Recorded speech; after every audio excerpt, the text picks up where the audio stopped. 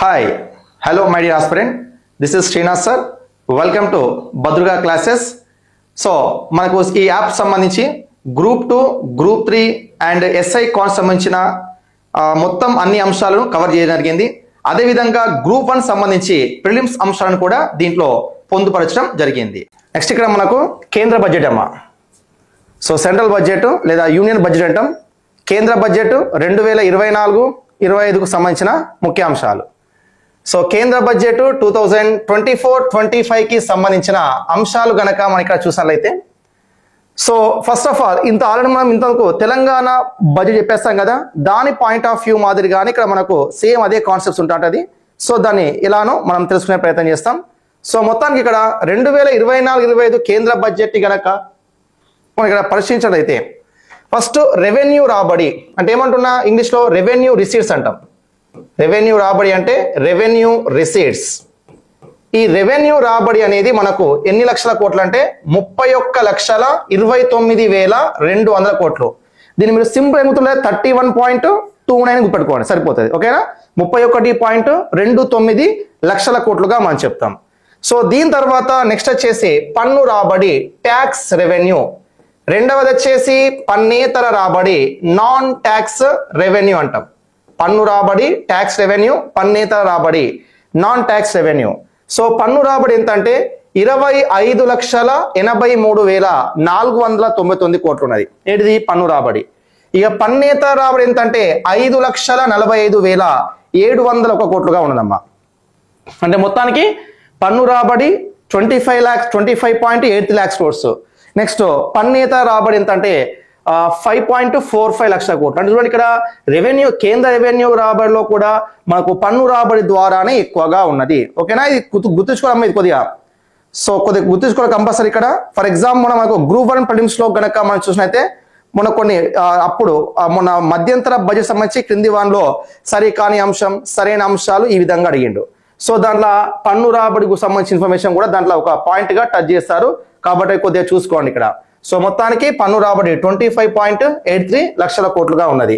ఇక పన్నేతర రాబడి 5.45 లక్షల కోట్లుగా ఉన్నది.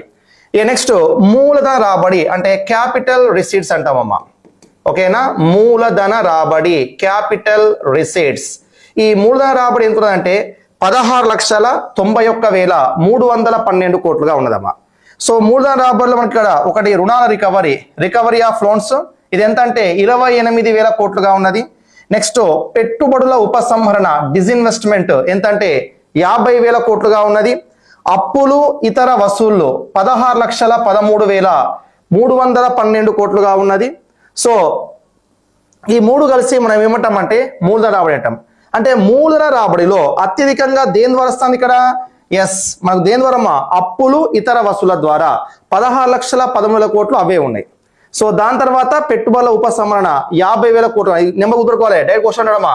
2024-25 కేంద్ర బడ్జెట్ లో పెట్టుబడుల ఉపసంహరణ లక్ష్యం ఎంత ఏం చెప్పాలి? 50,000 కోట్లుగా చెప్పాలి. చాలా ఇంపార్టెంట్ పెట్టుకోవాలి. ఓకేనా. సో అదేవిధంగా రుణ రికవరీ 28,000 కోట్లు ఉన్నది. మొత్తం కలిసి రుణ రికవరీ, పెట్టుబడుల ఉపసంహరణ, అప్పులు ఇతర వస్తువులు ఇవన్నీ కలిస్తే మనకు మూలధన రాబడి వస్తుంది. మూలధన రాబడి 16,90,000 కోట్లుగా ఉన్నది. అంటే ఇప్పుడు చూడండి, రెవెన్యూ రాబడి, మూలధన రాబడిలో ఏది ఎక్కువ ఉన్నది మనకి? ఇక్కడ రెవెన్యూ రాబడి ఎక్కువగా ఉన్నది. అది మీరు అబ్జర్వ్ చేయాలి. సో రెవెన్యూ రాబడి ఇక్కడ మూలధన రాబడి కలిస్తే మనకి ఏమొస్తుంది? మొత్తం రాబడి వస్తుంది. కాబట్టి ఇక్కడ మొత్తం రాబడి అంటే 1+2 అనుకోవచ్చా? అంటే 1+2 అంటే 31 లక్షల కోట్లు, 16 లక్షల కోట్లు. ఇక ప్లస్ ఇవి మొత్తంగా ఎంత ఇక్కడ 48,20,512 కోట్లు. ఈ నెంబర్ కంపల్సరీ మీకు మైండ్ లా ఫిక్స్ కావాలంతే. Very very important.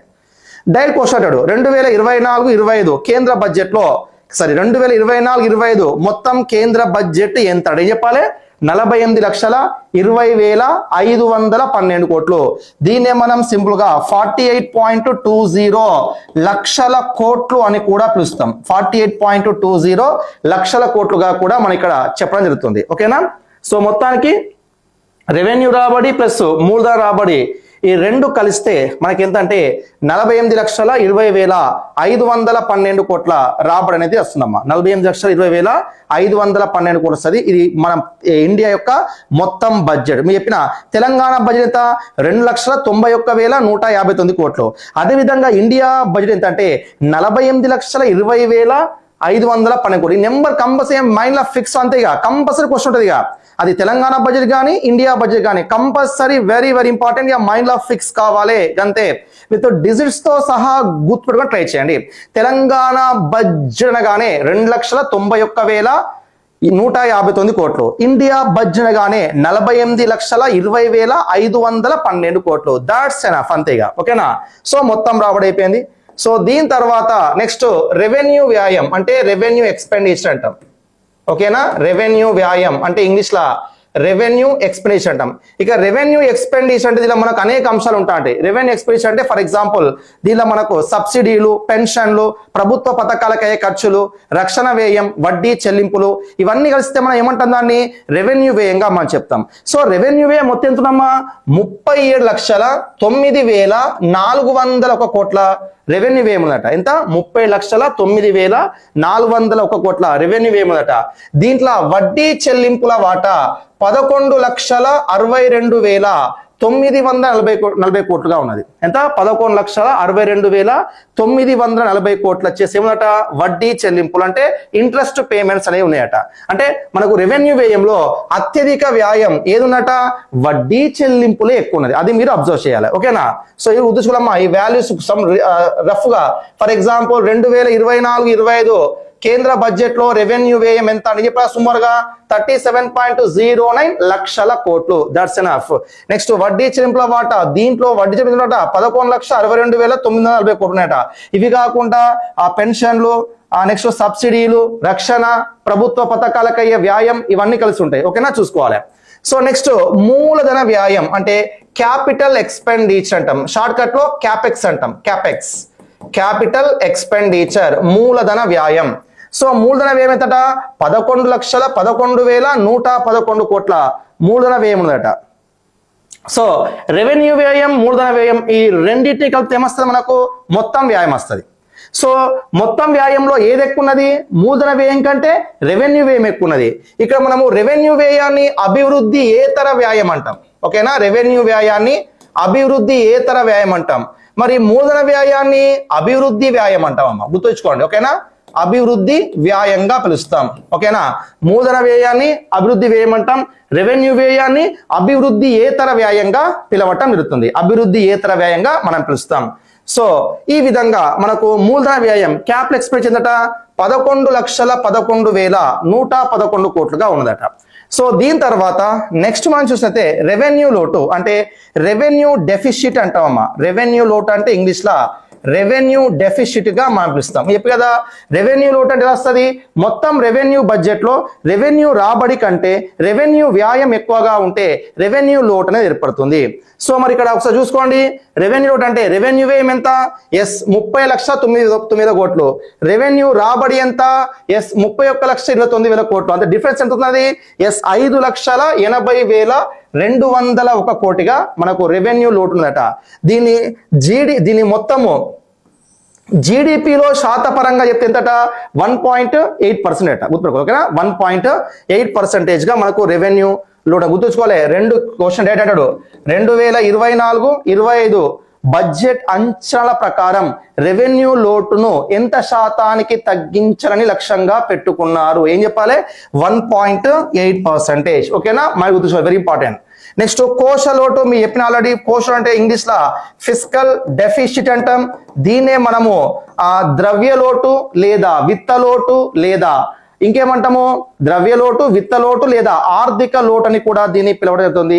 కోశ లోటు అంటే మీకు ఫార్ములా చెప్పేసా. కోశ లోటు అంటే ఏంటిది? బడ్జెట్. కోశ లోటు ఈక్వల్ బడ్జెట్ లోటు ప్లస్ మార్కెట్ రుణాలు. అంటే కోశ లోటు అనేది ప్రభుత్వంపై గల రుణభారాన్ని సూచిస్తుంది. అంటే ప్రభుత్వం ఎన్ని అప్పులు తెస్తుందో తెలిపేదే కోశ లోటుగా మనం చెప్తాం. కాబట్టి కోశ లోటు ఈక్వల్ బడ్జెట్ లోటు ప్లస్ మార్కెట్ రుణాలుగా మనం చెప్తాం. సో కోశ లోటు ఇప్పుడు ఎంతట? 16,13,312 కోట్లున్నట. దీన్ని ఈ బడ్జెట్ లో అంటే 2024-25 బడ్జెట్ లో కోశ లోటును ఎంతకు తగ్గించిన లక్ష్యంగా పెట్టుకుని ఇక్కడ ఎస్ 4.9%, 4.9%కి తగ్గించాలని లక్ష్యంగా పెట్టుకోవడం జరిగింది. ఓకేనా, అది కోశ లోటు. ఇక నెక్స్ట్ వచ్చేసి ప్రాథమిక లోటు అంటే ప్రైమరీ డెఫిసిట్ అంటామా, ప్రాథమిక లోటు ప్రైమరీ డెఫిసిట్. మరి ఇక్కడ ప్రాథమిక లోటు ఎంత అంటే 4,50,372 కోట్లుగా ఉందట. దీని శాతపరంగా ఎంతట 1.4. మళ్ళీ చెప్తున్నా, ఈ శాతాలు గుప్పెట్టుకోవాలి, డైరెక్ట్ క్వశ్చన్ అంటాడు. ఓకేనా, మళ్ళీ చెప్తున్నా, వెరీ వెరీ ఇంపార్టెంట్. దీని ఎస్పెషల్లీ కోశ లోటు చాలా చాలా ఇంపార్టెంట్. డైరెక్ట్ 2024-25 బడ్జెట్ లో కోశ లోటు లక్ష్యం ఎంత 4.9, రెవెన్యూ లక్ష్యం ఎంత 1.8, నెక్స్ట్ ప్రాథమిక లోటు లక్ష్యం ఎంత 1.4. ఐ ఆల్రెడీ టోల్ యూ ప్రాథమిక లోటు ఏంటిది, కోశ లోటు నుంచి వడ్డీ చెల్లింపులను తీసివేయగా వచ్చేదే ప్రాథమిక లోటుగా చెప్పాను. ఓకేనా, సో అదెంత 4,50,372 కోట్లుగా ఉన్నది. దీని శాతపరంగా ఎంత అంటాము 1.4% గా మనం చెప్తాం. సో దీని తర్వాత మొత్తం వ్యయం అంటే 4+5 అంతే కదా, 4+5 అంటే రెవెన్యూ వ్యయము ప్లస్ మూలధన వ్యయం అంటే 30 లక్షల కోట్లు ప్లస్ 11,11 కోట్లు. ఈ రెండు కలిసి ఎంత మళ్ళీ 48,20,512 కోట్లుగా ఉన్నది. అంటే ఇక్కడ చూడండి ఒకసారి మీరు అబ్జర్వ్ చేయండి, ఇక్కడ మొత్తం వ్యయం అనేది మొత్తం రాబడికి చూడండి, మొత్తం రాబడి మరియు మొత్తం వ్యయం రెండు ఎలా ఉన్నాయమ్మా, సేమ్ ఉన్నాయి. అందుకనే ఇండియాలో ప్రకటించే బడ్జెట్ ఏ బడ్జెట్ ఏం చెప్పాలి, సంతులిత బడ్జెట్ గా మనం చెప్పాలమ్మా. ఓకేనా, ఇండియాలో ప్రకటించే బడ్జెట్ అనేది ఏ బడ్జెట్, సంతులిత బడ్జెట్ గా మనం చెప్తాం. అంటే బ్యాలెన్స్డ్ బడ్జెట్ గా మనం ఇక్కడ పిలవటం జరుగుతుంది. ఎందుకంటే సంతులిత బడ్జెట్ అంటే ఇటు మొత్తం రాబడి మొత్తం వ్యయం రెండు సమానంగా ఉంటే దాన్ని ఏమంటామంటే సంతులిత బడ్జెట్ అంటాం. కాబట్టి మన ఇండియాలో ఇక్కడ మొత్తం రాబడి మరియు మొత్తం వ్యయం రెండు కూడా సమానంగా ఉండటం జరిగింది. అందుకనే ఇండియాలో ప్రకటించే బడ్జెట్ ఏం చెప్పాలి, సంతులిత బడ్జెట్ గా మనం చెప్పాలి. ఓకేనా, సో ఈ మొత్తం బడ్జెట్ పెట్టుకోండి. ఈ ప్రాథమిక లోటు, కోశ లోటు, రెవెన్యూ సంబంధించిన ఈ పర్సంటేజ్ కంపల్సరీ నోటే ఉండాలి. ఓకేనా, సో అదే విధంగా రెవెన్యూ వ్యయం ఎంత ఉన్నది, ఓకేనా, మూలధన వ్యయం ఎంత ఉన్నది, రెవెన్యూ రాబడి ఎంత ఉన్నది, మూలధన రాబడి ఎంత ఉన్నది, దానిలో ఏది ఎక్కువ ఉంటుంది. ఫర్ ఎగ్జాంపుల్ క్వశ్చన్ అడమా 2024-25 కేంద్ర బడ్జెట్ లో ఈ క్రింది అంశాలను వాటి యొక్క ఆ కేటాయింపుల ఆధారంగా సరైన అవరోహణ క్రమంలో అంటే పెద్ద నుంచి చిన్నకు అమర్చమంటాడు. మూలధన వ్యయం, రెవెన్యూ వ్యయం, మూలధన రాబడి, రెవెన్యూ రాబడి ఉంటుంది. సో ఫస్ట్ ఏముంటుంది మనకు రెవెన్యూ వ్యయం ఉంటుంది 30 లక్షల కోట్లు.